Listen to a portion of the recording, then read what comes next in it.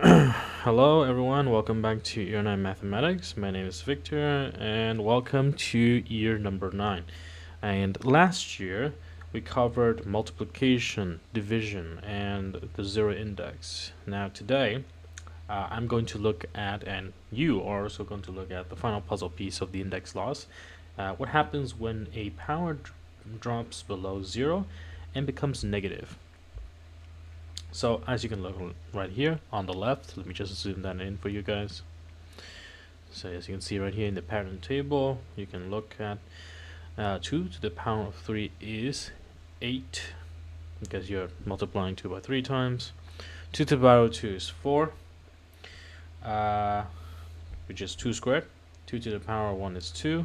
And as we proved last year, 2 to the power of 0 is 1. If you don't know about this, please check the index law in year 8. So you look at the patterns of the answers. So we have 8, 4, 2, 1. Every time the index drops by 1, the answer helps. Now we're dividing by 2.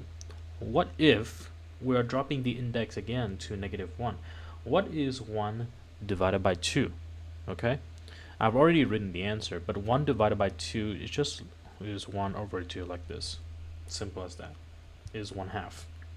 So, and if you drop it again, to -2, what is a half divided by 2?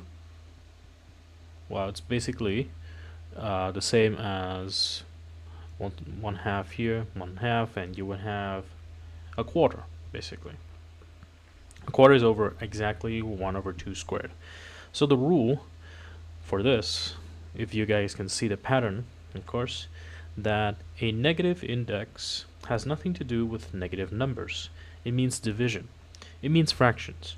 Now the rule is a to the negative n, which is power, equals 1 over n a to the power of n.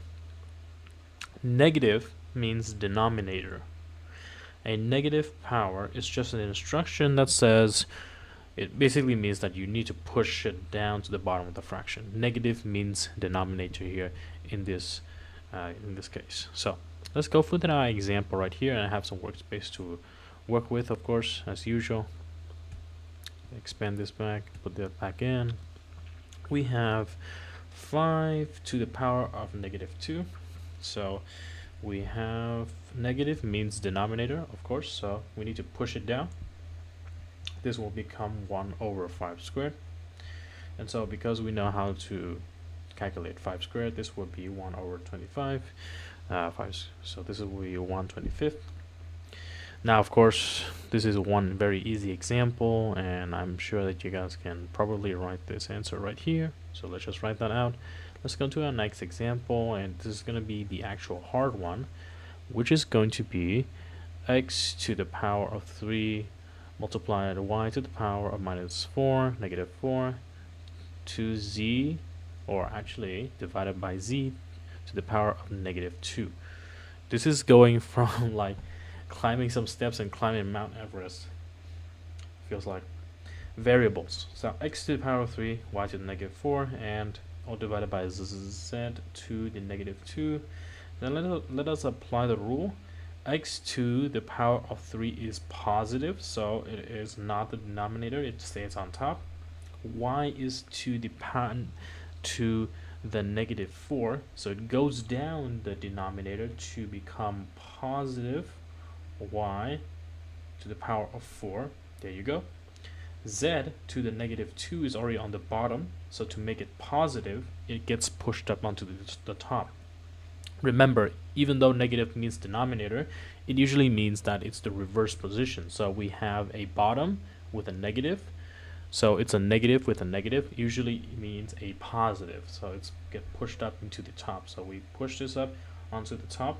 The final answer is x cubed z squared all over y to the 4.